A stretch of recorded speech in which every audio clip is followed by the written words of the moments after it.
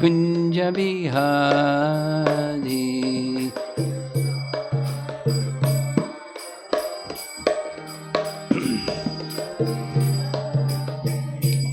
Jaya Radha Madhava Kunja Bihari.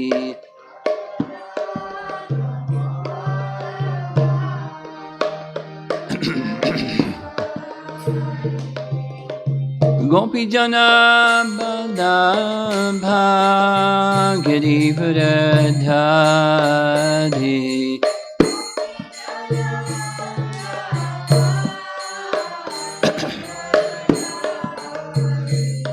Gopi Jana Balabha Girivardhari.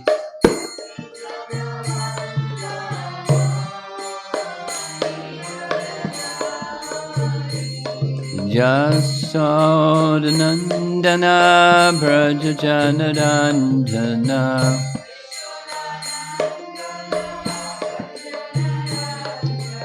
Jasodhanandana Brajajanarandana.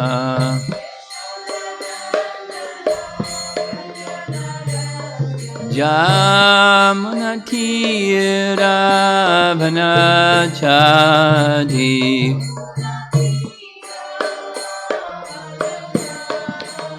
Jamunatira Vanachadi.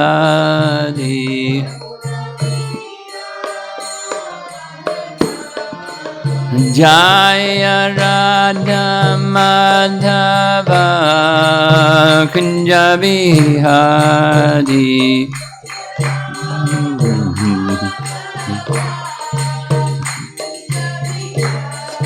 Jaya Radha Madhava Kunja Bihari. Madhava Kunja Bihari. Gopi Jana Balabha Girivardhari. Gopi Jana Balabha Girivardhari. Gopi Jana Balabha Girivardhari. Gopi Jana Balabha Girivardhari. Jasodhanandana Brajajanarandana.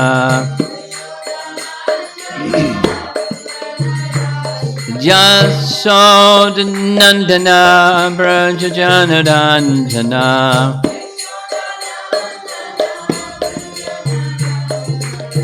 Jamunatira Vanachadi.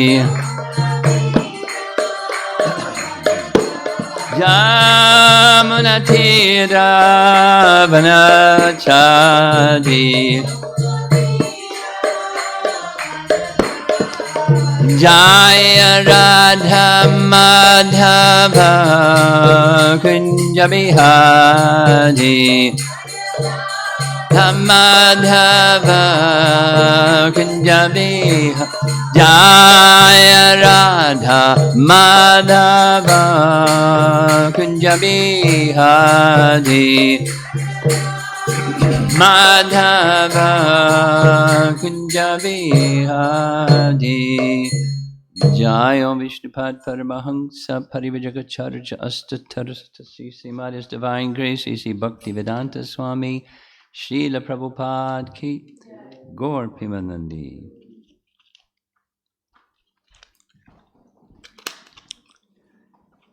Om Namo Bhagavate Vasudevaya. Om Namo Bhagavate Vasudevaya. Om Namo Bhagavate Vasudevaya.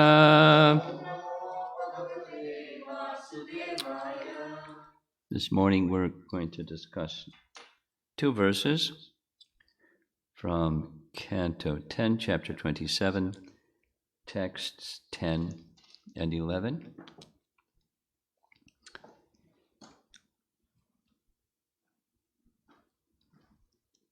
Indra's, and then we're going to hear also Surabhi's prayers to Krishna. And just a little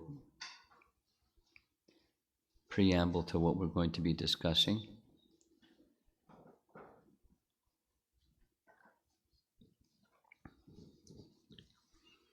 Two things. If somebody in this listening audience, whoever's out there, knows or can find some references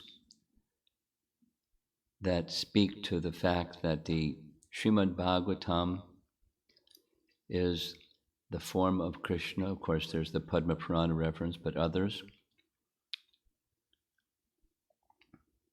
Or something that Rupa Goswami, I read, and I can't remember where I read it, so if you know where it is or can find it out there in the listening audience, Rupa Goswami speaks something about the sound vibration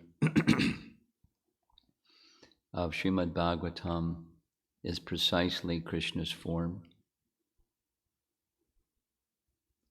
So not the Padma Purana reference or the Bhakti Siddhanta reference that says Srimad Bhagavatam is the Swarup Shakti of Nama, and they go together, just like Radha worship goes together with Radha Krishna worship goes. We don't worship Krishna alone. So the chanting of the holy name is meant to be accompanied by hearing Srimad Bhagavatam or topics of Krishna.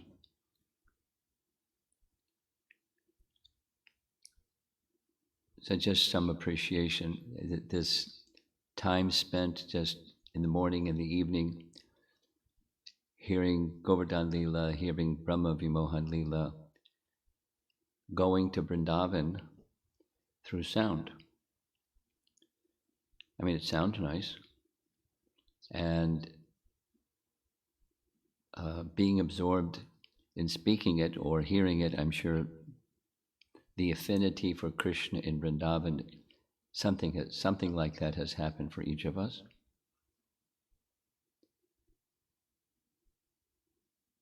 So that's just sharing some appreciation. I really feel the Krishna connection stronger just from hearing and discussing Srimad Bhagavatam 10th canto. Of course, all the preceding cantos are meant to prepare us to hear the 10th canto, and sprinkled here and there in the previous cantos are mentions of Krishna's unique position in Vrindavan. That's Srimad Bhagavatam. It's preparing us for being with Krishna in Vrindavan eternally through sound. It's really merciful. And the Srimad Bhagavatam is not different than the form of Krishna. Hearing Srimad Bhagavatam, we're associating with the form of Krishna. Although, what's our qualification to associate with the form of Krishna?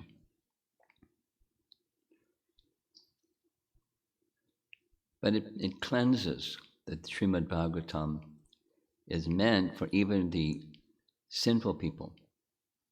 What's the qualification of sinful people to associate with the form of Krishna? It's just mercy. It's not, there's no qualification.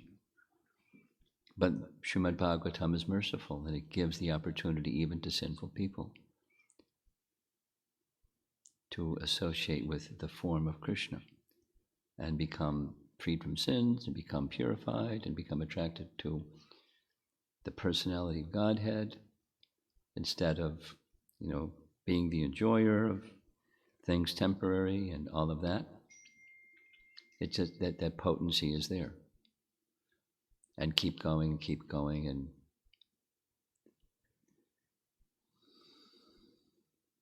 so I'm feeling very fortunate, just become more appreciative and more attracted and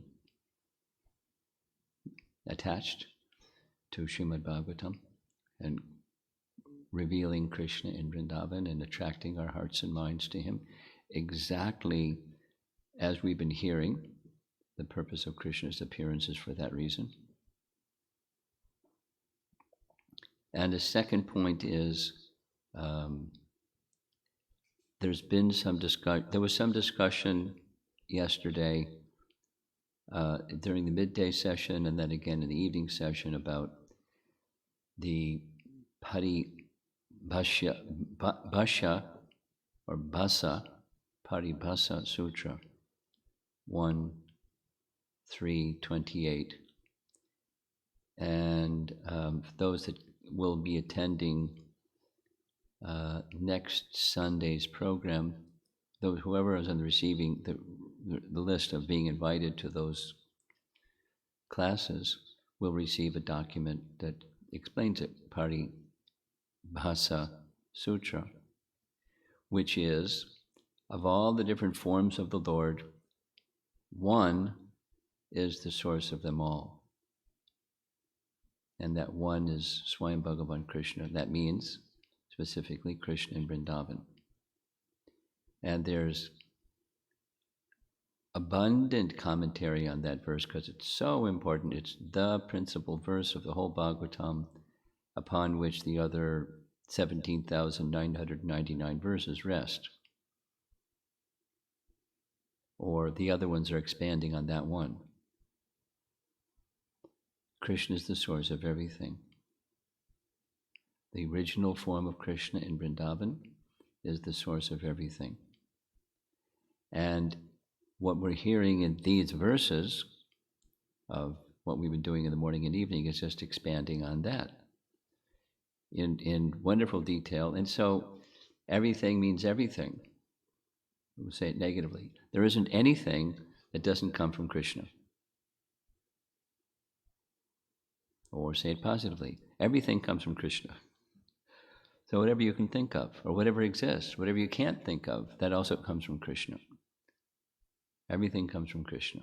This form that Indra is standing before, pouring out his heart, apologizing profusely, asking for forgiveness. I mean, specifically he's saying, please don't punish me. But his punishment has already been given, and that is he'll be becoming humiliated, and so forth. And and the other devatas who look up to Indra are now understanding Indra needs to look up to Krishna. So they're not like judging him, but they're, whatever they have had as misguided understandings, that's gone.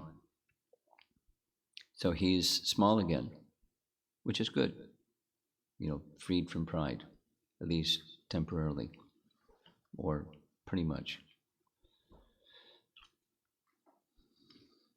So now in these two verses, the same Krishna is the original personality of Godhead is being expressed in the form of what we know in the Hare Krishna movement as Sambandha Gyan. Sambandha Gyan means the relationship of all things with Krishna. So there's different names of He who is the source of everything, or He who is almighty and all-powerful, and so forth and so on. Like, God is almighty. I learned that growing up when I was a little kid. God is almighty. But how almighty is He? What is His almightiness? Well, I don't know, it's just He's almighty. Lord God Almighty. So we're hearing some of the names, this section, 10 and 11, are names of Krishna, are features of Krishna, of which He is the source of everything. So here we go. This is Indra, learned Indra, saying, text 10, Obeisances unto you, the Supreme Personality of Godhead, the Great Soul, with a capital S, who is all-pervading and who resides in the hearts of all. My obeisances unto you, Krishna, the chief of the Yadu dynasty. Vishwanath Chakravarti. There's no BBT commentary. Here's Vishwanath. Quote, therefore let me just surrender unto your lotus feet and offer you respects. This is expressed in 2 verses. Uddhava says, quote, Krishna, the original Lord, the Lord of matter and spirit, appears in this world in different avatars as portions of Mahavishnu, who are also his part, who is also his part. This is an explanation, an expansion of Krishna. Swayam Bhagavan Krishna is the original source of everything. So from Krishna comes Mahavishnu, and from Mahavishnu comes avatars. And Krishna is the source of Mahavishnu and the avatars. That's what this verse is saying, or Uddhava is saying. Therefore, Indra in this verse pays respects to all the angsa forms. What does angsa mean? Expansions, or parts. Mami vangsa jivaloke. So in that case, it's jivas, but even the Vishnu Tattva forms, they're his angsas. And then there's another term, kala. That's a plenary portion and portions of the plenary portions. Bhaktisiddhanta's language. But they're all from him. His parts, his Vishnu expansions. This verse pays respects to all the angsa forms, which are within Krishna when he appears on earth. Quote, I pay my respects to the Lord of Mahavaikuntha, Narayana. So we discussed this a little bit yesterday in a home program. We're used to hearing Vaikuntha. And then there's this other terminology, Mahavaikuntha, and it's used in different ways by different personalities. Mahavaikuntha, in this case, Mahavaikuntha is Vaikuntha, just a nice adjective adding to Vaikuntha. It's great. Vaikuntha is great. There's other ways in which Mahavaikuntha is used, where it refers to some personalities who are worshippers of Ram, speak with scriptural reference that Mahavaikuntha refers to Ayodhya, because there's Vaikuntha and then there's Mahavaikuntha. It's above, it's in the utmost region of all the Vaikunthas. And other places it specifically speaks of Goloka as Mahavaikuntha. Okay, anyway. I pay my respects to Mahavishnu, who is the creator of Mahatattva. I pay my respects to the soul of the Samasti. Samasti means the totality of living beings. I pay my respects to the soul of the Samasti, Garbhodakshay Vishnu, unquote. After paying respects to the angsas, he pays respect to the angsi, the source of the angsas. Quote, I offer my respects to Vasudeva. Krishna's name is Vasudeva, son of Vasudeva, with a mention of his father. I offer my respects to Krishna, the Lord of the Sattvatas. What's the Sattvatas? That's devotees. Huh? Devotees. That's how it's being used here. With mention of the name of his followers. So the Sattvatas, the followers of Krishna are Sattvatas. Those are situated in Sat, eternal, the consciousness of their eternal identity. Jiva Goswami's commentary: I offer respects to He who is directly the Supreme Lord, who attracts all hearts by revealing unlimited powers. Sounds like Bhagavan, right?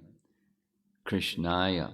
After describing the external powers, he speaks of the internal powers. I offer my respects to the Purusha in the heart, full of power, who dwells in all beings. Vasudevaya, another name of Krishna, who is the indwelling Lord. I offer respects to He who became the Lord of the Sattvatas for pastimes. So for the devotees, the Sattvatas, He does wonderful pastimes to delight them, attract their hearts. Even though you give auspiciousness to the devotees in all your avatars, now you are very special. I offer respects to He who attracts all hearts, who is Swayam Bhagavan Krishna, full of all powers, since in this form you display your unlimited goals. Purushaya. Purusha means the enjoyer, so he's enjoying his pastimes with his own potencies and his devotees. You have continuous glory, Mahatmane, and as Krishna, specifically, you are the son of Vasudeva and the protector of all the Yadus. And Sanatana Goswami similarly, just taking these names, kind of like Vishnu Sahasranam, but giving the Bhagavad commentary behind it. I offer respects to He who is directly the Supreme Lord, Bhagavate, who attracts all hearts by revealing unlimited powers, Krishnaya. After describing the external powers, he speaks of the internal powers. I offer respects to the Purusha of the heart, full of power, Mahatmane, and who dwells in all beings, Vasudevaya. I offer respects to He who became the Lord of the Sattvatas for pastimes. Even though you give auspiciousness to the devotees in all your avatars, now you are very special. I offer respects to He who attracts all hearts, Swayam Bhagavan, full of all powers, since in this form you display your unlimited goals, Purushaya, similar to what others have said. You have continuous glory, Mahatmane, and as Krishna, you are specifically the son of Vasudeva and the protector of the Yadus. So this is Indra. Now he's, in one sense, he's displaying his erudition. He knows a lot. And somehow all that he knows got covered over by you-know-what. Pride. So now that his pride has been by Krishna's kindness taken away, he's back into his understanding, and he's just, his request has already been made. Please go light with your punishment. And now it's just glorification. These are the Sambandha Gyan kind of glorifications. Text 11, and there's a lot of commentary in relation to this. So get ready. Indra prays, unto Him who assumes transcendental bodies according to the desires of His devotees, unto Him whose form is itself pure consciousness,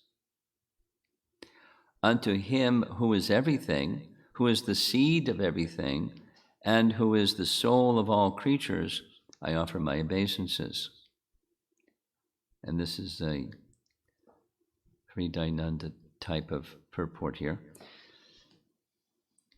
We can hardly construe from the first line of the verse that God is somehow impersonal, but assumes a personal material body, because that's Mayavad doctrine. It is clearly said here that the Lord assumes different forms according to sva chanda, his own desire, or according to the desires of his devotees. An impersonal God could hardly reciprocate with the personal desires of its devotees, nor could an impersonal God itself have desires, since desires is characteristic of personality. Therefore, the Lord's manifesting different forms in a personal way, responding to personal desires, indicates that he is eternally a person and manifests his different transcendental bodies as an expression of his eternal nature that's loving and reciprocating. And this next phrase becomes a topic of commentary for all the commentators. The word Vishuddha Jnana Murtaye is most significant. Murti means the form of the deity. And it is specifically stated here that the Lord's form is itself completely pure consciousness. Consciousness is the primary spiritual element, distinct from any of the material elements, and even distinct from the subtle or psychological material elements, like the subtle ones are mundane mind, intelligence, and false ego. The subtle body. Consciousness is distinct from them. All of these, which are simply a psychic covering over pure consciousness. Since the Lord's form is made of pure consciousness, it can hardly be understood that as a material body, like mortal bags of flesh and bones, we carry around in this world. And final paragraph. In the last line of this verse, there's a poetic emphasis on the word sarva, which means everything. The Lord is everything. He is the seed of everything. He is the soul of every creature. Therefore, let us join with Indra in offering our obeisances to the Lord. Very nice purport. Vishwanath's commentary is short. Quote, I pay respects to you who accept bodies for giving happiness to your devotees with emotions of dasya, sakya, vatsalya, and shringara, since you are the object of various types of prema. Being non-material, that body is pure, a form of knowledge beyond Maya. As you are the possessor of all energies such as Maya, you are everything. Therefore, you are the cause of all, sarva bija. And therefore, you are the soul of all entities. I pay respects to you. End. Jiva Goswami is also short. Therefore, you are everything. I offer respects to you who have accepted many bodies like Matsya and Kurma by your free will because of the devotees. You reveal those avatars to give knowledge of the nature of your form. What's that? You have forms which are knowledge itself, beyond Maya. Here's the phrase again. Vishuddha Jnana Murtaye. Since they are self-revealing. You are the form of the universe, the Mahapurusha, who is the cause of all things, Sarva Bijaya, and the Antaryami, that's super soul, of all beings, Sarva Bhutatmane.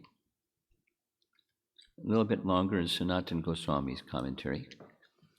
I offer respects to you who are hardness, Murtaye, for persons absorbed in understanding Atma, whose jnana is devoid of bhakti or vishuddha. Though the Lord is both cause and effect, sarvas mayi, he is an object hard to approach for those dedicated to pure Atma alone. I offer my respect to him, since he has an astonishing nature and is full of extraordinary greatness. I offer my obeisances unto he who reveals a form, murtaye, to those having knowledge of the Lord, Vishuddha Jnana, who is the source of the all sadhanas and sadhyas. We're used to sadhana, so we know what that is. And sadhyas, those who have achieved perfection. It's the stage of perfection. It's the goal of sadhana, sadhya. So it says, I offer my obeisances unto he who is the source of all sadhanas and sadhyas, or bhakti and prema, who is complete, sarvas mayi, who is dear to all beings, and who spreads bhakti to all beings, sarva bhutatmane. Therefore, final paragraph, you are everything. I offer my respects to you who have accepted many bodies like Matsya and Kurma by your free will because of the devotees. You reveal those avatars to give knowledge of the nature of your form. You have forms which are knowledge itself beyond Maya. Here's the phrase again, Vishuddha Jnana Murtaye. You are knowledge itself beyond Maya. Vishuddha Jnana Murtaye. Since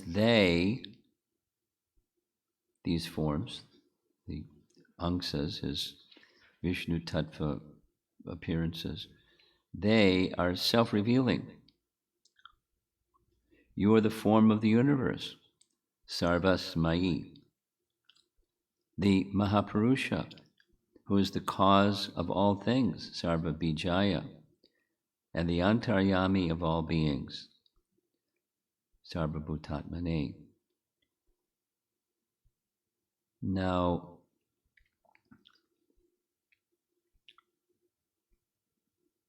next, and it's 8:04 already, this verse is an important verse. These two verses are important because there's lots of references from other verses of the Srimad Bhagavatam that refer to this verse. So we're going to hear some of that. This is a reference from 1.3.15. So next Sunday we're going to be discussing chapter 3 of Canto 1. Here's one of those verses in Canto 1, chapter 3, speaks about forms of the Lord that appear in this world. So it's a listing and some description of avatars. So 1.3.15. O Vajra, the great Lord, in the form of water, greatly agitated with countless waves, covers the earth and the lower planets with water, partial devastation. O Yadava, all things on the earth planet are destroyed at that time. Only the famous mountains are not destroyed. That's the Bhumandala mountains, the big ones, like Sumeru and others. At that time, the earth personified, taking the form of a boat, protects all the seeds without discrimination. O offspring of the Yadu family. Paragraph.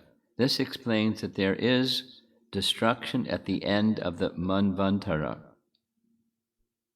Manvantara means the period of Manu.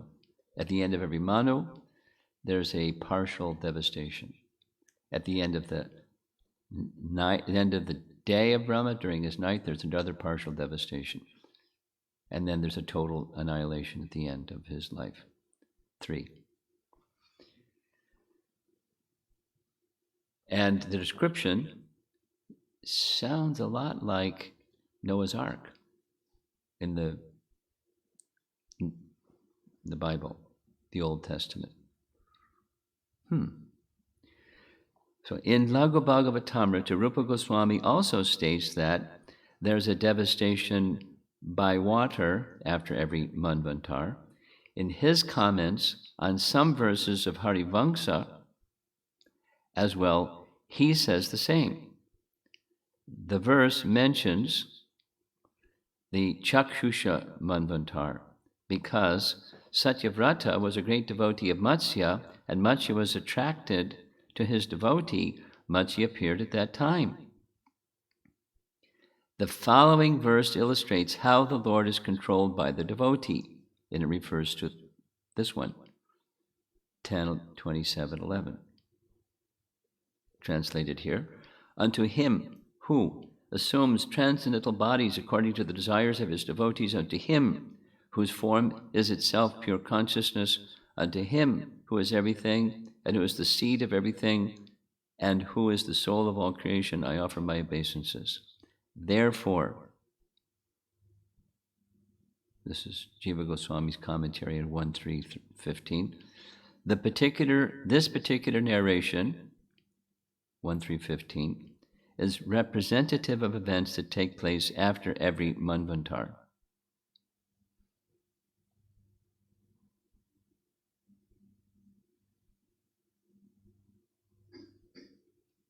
Here's Jiva Goswami's Krama Sandarbha, and no harm to say once again, Krama Sandarbha is one of Jiva Goswami's 3 commentaries on the Bhagavatam. He loved the Bhagavatam. So Krama Sandarbha is a verse by verse, or most of the verses of the entire Bhagavatam, like Prabhupada did, that same type. So he's commenting on this verse. I offer respects to you who have accepted many bodies like Matsya and Kurma because of following the desires of the devotees, Sva Chanda. You are brought close to them and manifest your body to them. And here is Jiva Goswami's Bhagavad Sandarbha. What's the Bhagavad Sandarbha? It's one of his 6 Sandarbhas that speaks specifically about the feature of Bhagavan. First he speaks of the feature of Paramatma, then he speaks of the feature of Bhagavan. So in that Bhagavad Sandarbha, he writes, this is Anuchad 57, the angsas of the Lord, again, the angsas are his Vishnu expansions, or Vishnu Tattva expansions. The angsas of the Lord share the same quality. He quotes the Sanskrit from 10:13:54. We discussed at length 10:13 and 10:14. 13 is the stealing of the calves and cowherd boys, and what Brahma saw. So here's what he saw.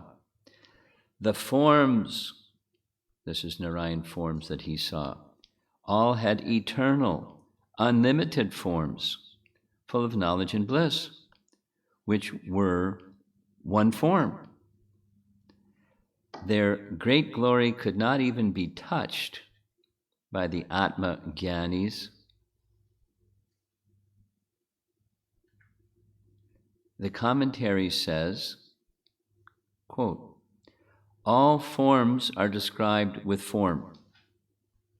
They were forms of truth and knowledge, forms without limit, forms of bliss. They were without distinction from each other. Eka Matra. They were always one form. Eka Rasa. They were the form of Brahman, Murtayaha, with truth, knowledge, and infinity and bliss as one unit. Their glory could not be touched by those who have eyes of Atmagyan. He puts in parentheses, Upanishad Drisham. Drisham means to see. So these forms became visible. So he's continuing to explain that 13th chapter, 10th canto verse. The word matra, only, indicates their color and other attributes, had spiritual nature of the Lord's Swarup. The word murtaya, or forms, does not refer to the pure Atma, according to Sridhar Swami and Shukadev, since it is difficult to derive that meaning by using indirect interpretation, lakshana, and there's some other Sanskrit rules. That meaning would also contradict the context of the verse. So now he gives other scriptural references. 3:15:38. The sages, translation of a third canto verse, the sages saw the Lord surrounded by devotees, carrying objects to offer him. He was previously the object of their meditation, but now appeared directly before their eyes. That meaning would be contrary to Shukadev's heart, which is 12th canto, where Shukadev says, "Let me offer my respectful obeisances unto the son of Vyasadeva Shukadev Goswami," this is Sutta, "who destroys all sin, and who, though fixed in his own bliss, with no distractions became attracted to the pastimes of Krishna, and mercifully spread the Bhagavatam, which describes Krishna and reveals the rasa of his pastimes."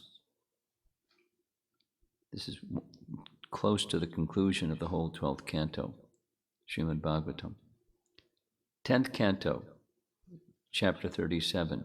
"Let me surrender to you, Bhagavan. You are the condensed form of pure knowledge, and by you are bliss itself. You have forms with many qualities. Your desires are always fulfilled. Because of your Sarup Shakti, you are never touched by the material gunas." And then this verse is referenced in Bhagavad Sandarbha. "Unto him who assumes bodies according to the desires of his devotees, unto him whose form is pure consciousness, unto him who is the universe, who is Mahavishnu and the Antaryami, I offer my obeisances." And then finally, he makes reference to what we just concluded. Canto 10, chapter 14, that's Brahma's prayers. "Therefore, this entire universe, which, like a dream, is by nature unreal, nevertheless appears real. And thus it covers one's consciousness and assails one with repeated miseries. This universe appears real because it is manifested from the potency of illusion emanating from you, whose unlimited form is full of eternal happiness and knowledge." And there's another Bhagavad Sandarbha reference. This is Jiva Goswami. So he's explaining Krishna, not Krishna's position yet, but just the Bhagavan feature of the Supreme. So this is quoting Canto 11, Chapter 16. That's Uddhava Gita. The Lord says to Uddhava that he is also a vibhuti of the Lord. Vasudevo Bhagavatam. Among those entitled to the name Bhagavan, I am Vasudeva. At the end of that section, he says, Mano Vikara Evaite. These vibhutis are all transformations of the mind. This is 11th canto, chapter 16. So now he's explaining the Bhagavan feature. That is true. He is included among the vibhutis only because, as a general statement of a group, just as when one says, the umbrella carriers go, includes the person who are not carrying umbrellas also. He also says this in the same chapter, chapter 16 of Canto 11. I am form, taste, aroma, touch, and sound, ahankara, the Mahatattva, earth, water, fire, air, and sky, the 11 senses, the living entity, Prakriti, the modes of goodness, passion, and ignorance, and Brahman. I am all these items, along with knowledge of them and the determination of truth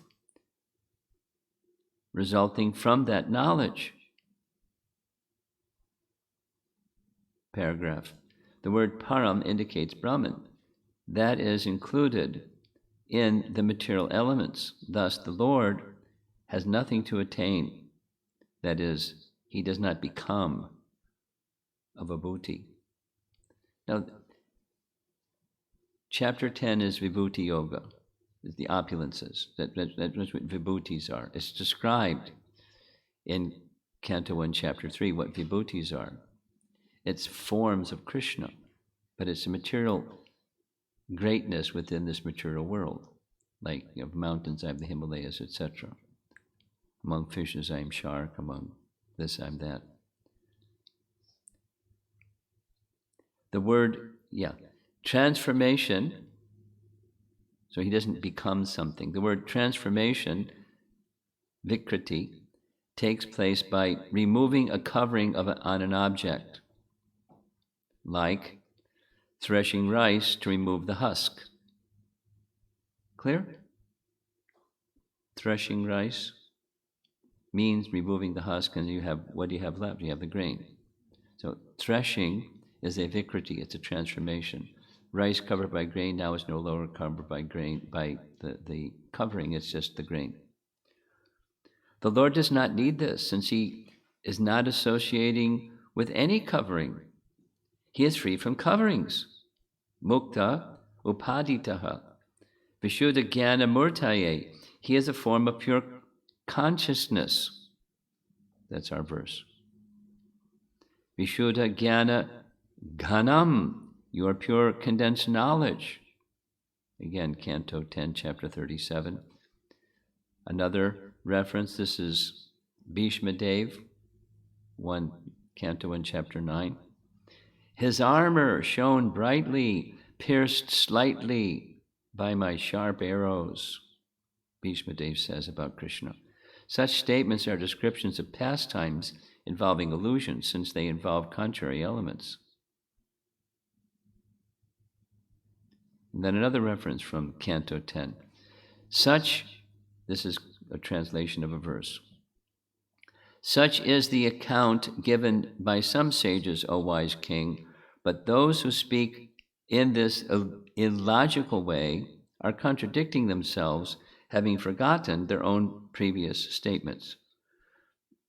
So all this is to say, it's expanding on the idea that Krishna's form is all spiritual, there's no material covering, and his forms, they're also all spiritual, because they come from Krishna, who's all spiritual. And then comes this mysterious thing, how does Maya come from him? It's one of his potencies. Everything that exists comes from him. So it's one of his potencies. And he can cover living entities, and he can remove the covering. And I think this is our last reference. Yeah, our last reference. It's again Bhagavad Sandarbha. Jiva Goswami makes reference to this morning's verse, Anucheda 55, that the form of the Supreme Personality of Godhead is spiritual, eternal, and full of bliss and knowledge, and not simply an illusory representation of an impersonal reality, is also confirmed by the following statement of Srimad Bhagavatam. Statements. So again, he makes references from Canto 10, including this morning's verse. Also chapter 37, the form of the Supreme Lord is full of supremely pure transcendental knowledge. So it's what we can understand from that is Mayavad doctrine has just got shot down. His form is not a covering. His form is pure transcendental knowledge. And then this verse, then another, chapter 14, we also discussed this, chapter 14, Brahma's prayers, where he says, "O Lord, your transcendental form is eternal and full of bliss and knowledge." These statements of the Bhagavatam should be taken literally. No one should try to change their meaning by word jugglery and try to make them mean something other than what they clearly say. That the form of the personality of Godhead is full of transcendental bliss is also confirmed in the following statements of the Bhagavatam. Just 2 references and we're done. Canto 10, chapter 41. What the ladies of Mathura saw when they saw the blissful forms of Krishna and Balaram with their eyes, they took them within their hearts and began to embrace them to their fullest desire. And then text 48, he's in Mathura. Kubja then took Krishna's lotus feet and placed them on her breasts, which were burning with the blazing fire of lust. By smelling the fragrance of Krishna's lotus feet, she immediately became relieved of all lusty desires. She was thus allowed to embrace Krishna, whose transcendental form is full of bliss. She was allowed to embrace Krishna with her 2 arms and thus mitigate her long-cherished desire to have Krishna as a visitor in her house. It's a little esoteric, but his form is Satchitananda, and it's not material, so we don't make that mistake. Okay, that's the end of the reading this morning. It's 8:24. A little bit long, but you're patiently listening, so that's nice.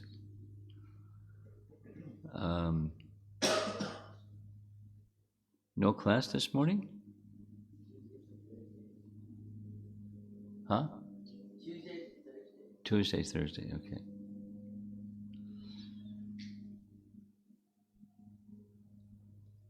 So we're getting here several things. We're getting a picture of the form of Krishna is transcendental, and we're getting a deep dive into that topic by the grace of Shukadeva Goswami and our great acharyas. And we're getting this nice picture that Krishna assumes forms according to the desire of his devotees.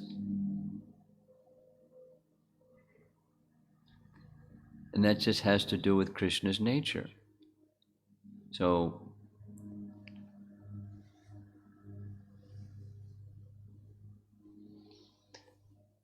some Krishna bhaktas in the Hare Krishna movement and outside the Hare Krishna movement, they have an attraction for the form of Lord Nrsingadev or Lord Ramachandra or other forms of the Lord. And the Lord assumes those forms. Here's a little ISKCON Mayapur story. Then I'll just end with that. Some years ago, there was an attack on Mayapur by some of the local people. They saw on the altar that the altar was not as elevated and receded like it is today. It was lower and more approachable. They saw the form of brass Radhamadava, and they thought that Radhamadava, particularly Radharani, looked golden. So they thought, gold. So in the middle of the night, they came and stole Radhamadava. And there was, a big ruckus, because somehow some devotees woke up and there was firing of guns, and that's how Bhakti Raghava Maharaj lost half of his legs, because he got shot with a shotgun and half of his leg had to have it amputated. And so there was this discussion about what are we going to do, because we're in the middle of a village and people play mean. So there was discussion. Bhakti Siddhanta, when something similar happened at his headquarters, he had a deity of Nrsimha installed. So it was decided we should install a deity of Nrsimha to protect the Dham. And then there was discussion about where, and then it was found that there was this special superlative. So Jananivas and some others went to visit this deity carver in South India that made exquisite Nrsimha deities. And on the train ride going there, Bhavananda had a dream of a form of Nrsimhadev in his dream, and so he shared that with Jananivas, and they told the Murti maker, can you make one like this? So he's in the process of making a deity of Lord Nrsimhadev, big. Then somewhere else in South India, there was an envious man that came to know that ISKCON is having this, superlative carver make a deity of Lord Nrsimhadev. So he made a direct travel to the Murti maker and said, I'll pay you twice as much as they offered you. Let me have that Murti. And he said, I that's dishonest, I can't do that. So,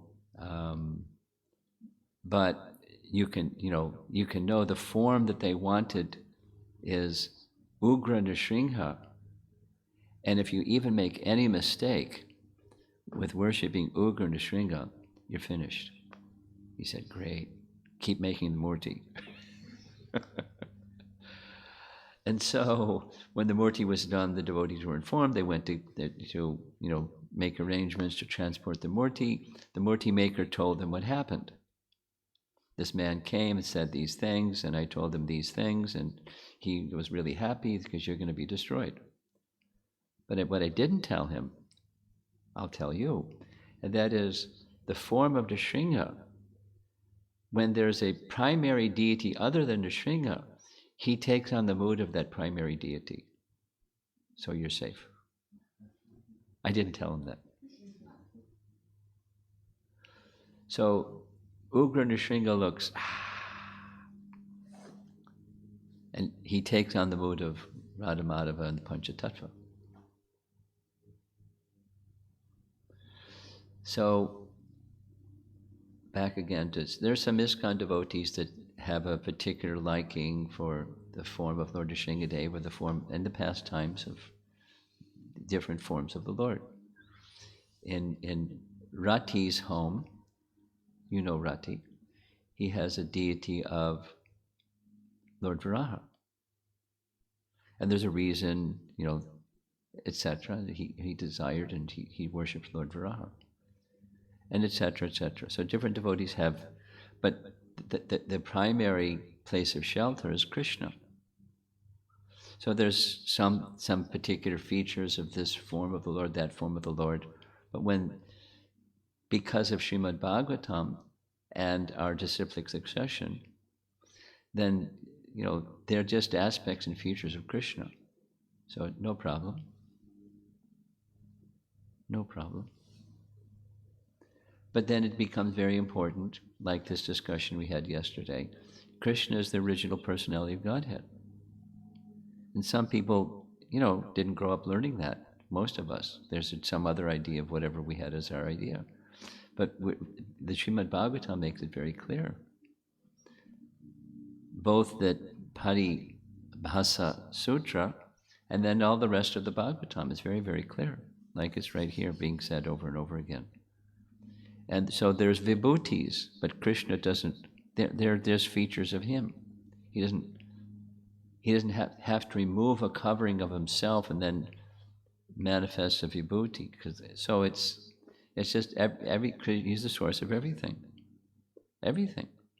Said negatively. There isn't anything that exists that he's not the source of. He's the source of everything. And so one can appreciate this and that. It's not to say we worship the Himalayas. We recognize the Himalayas are one of his vibhutis. Fantastic. There's we worship Tulsi Devi because she's the giver of bhakti. We want bhakti, so we worship Tulsi Devi. And Krishna likes Tulsi. He likes everything, and he particularly likes Tulsi. That's fine. So we offer Tulsi because he likes. And he's satisfied when he receives offerings with Tulsi, and without Tulsi it's not the same.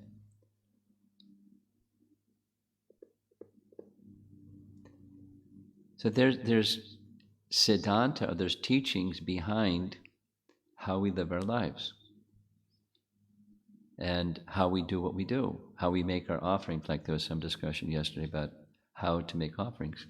We make offerings the way that Krishna likes because we want to do what Krishna likes. And there may be other ways to make offerings, that's fine. We do the way Krishna likes. So that's our life. That's our conviction, it's our lifestyle. And Krishna may like something else, that's okay too. We like this, so we do this. Or he likes this, so we do this. And that's our life. We do the things that we do. We eat, but we eat foods that are first offered to Krishna. And there's a procedure, and we follow the procedure, and because Krishna likes. It can be simplified. That's fine too. And we follow instructions of our acharyas in disciplic succession, how to do and what's the simplified version. And then there's an elaborate version, and somewhere in between simple and elaborate. But we accept descending knowledge and take it into our heart and live accordingly and continue hearing Srimad Bhagavatam and chanting the holy name and become attracted to our eternal life, or remembering what we've forgotten. So, 8:35. Any comments or questions? Yes. Nice to see you. Thank you so much. Your health is okay? Here's a microphone. That's for the people online. Right. Okay. Thank you so much. It's amazing. Like, we are watching Mahabharata right now. Shyam is so much obsessed. This new Mahabharata movie. Okay. And I think somewhere there it is also said that when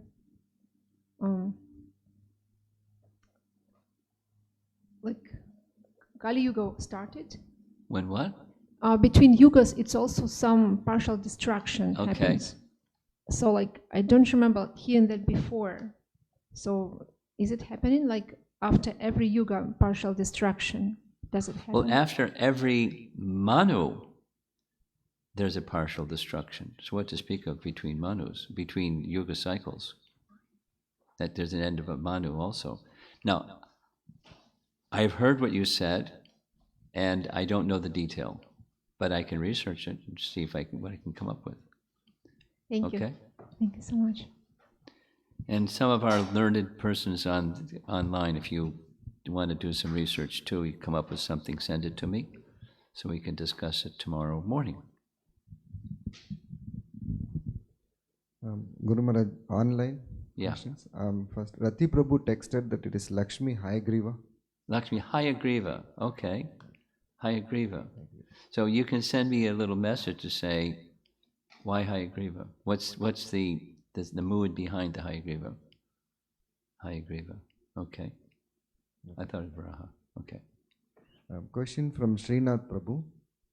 Example of Nitya Siddha devotee is Prahlad Maharaj. Sadhana Siddha could be Lord Brahma, and Kripa Siddha or Jagai Madai. My question is, where does conditioned souls like Indra fit in, who had committed great offenses against the Supreme Lord and his devotees? Is Indra Sadhana Siddha or He's Kripa not Siddha? Siddha. He's a Devata. Next. Question from Sri Radhika Mataji.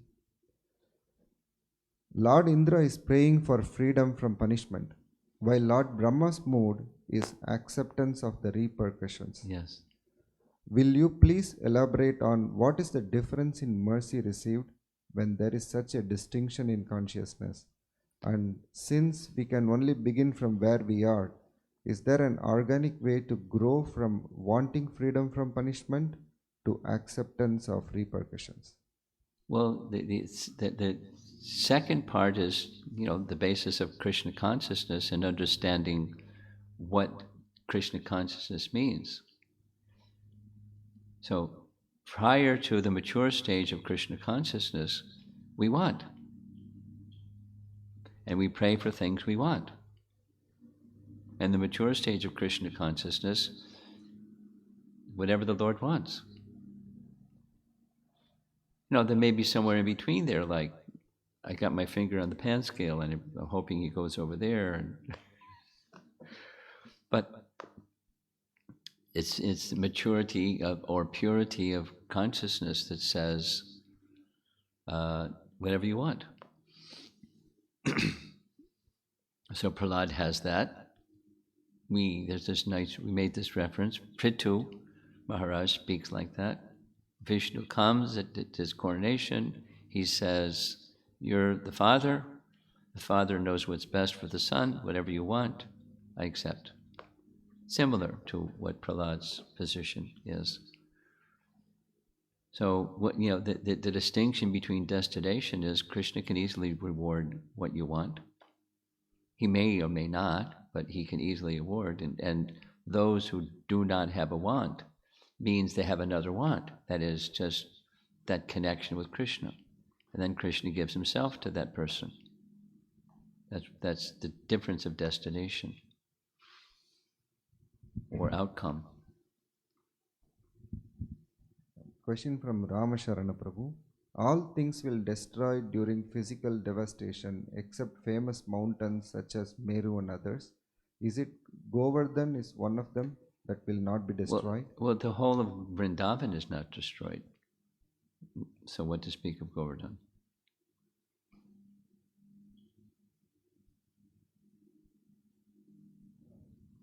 Yeah, from Sri Radhika Mataji, a comment and then another question. Another question, okay. The comment is, we are also feeling very fortunate at a time when many are going through depression and anxiety due to isolation. We are feeling even more energized than under normalcy because you are taking us to Vrindavan every morning and evening, whether we get to physically go there or not during Kartik. Okay. Well, this evening we're going to Vaikuntha. But we're going to get to Vrindavan, don't worry. Another question, how do we understand the field of psychology as it How do we understand what? The field of psychology. The field of psychology. As it exists in the world today. It's speculation, that's how we understand it. Is it a study of the material mind and conditioned psychophysical nature? No, it's just speculation. It's all over the place. Next question. I mean, they have, there's threads of something that connect with reality, but It's all speculation, other than the threads that are there. They don't know where the threads lead to or anything.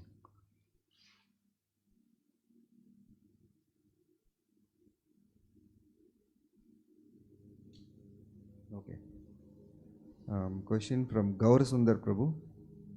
Regarding worship of Govardhan as Haridas Varya and worship of Tulsi Devi, we closed the altar while worshipping Tulsi Devi, but Krishna was present while Govardhan was being worshipped. Why don't we worship Tulsi Devi with altar open? He's already answered the question, and within his question. We don't worship others before Krishna. Now, Prabhupada made an exception for himself to instruct his disciples, but that exception was his acharya decision, but otherwise we don't before Krishna worship others. Even Tulsi. That was the training that we received.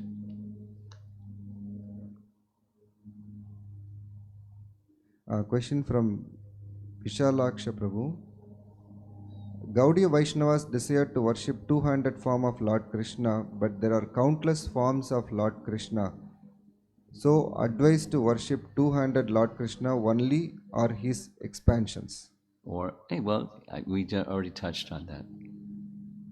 See the expansions as coming from their source, and that is fine. That's it. That's it. Okay. Anyone? Anything? We're done. Srila Prabhupada ki jai.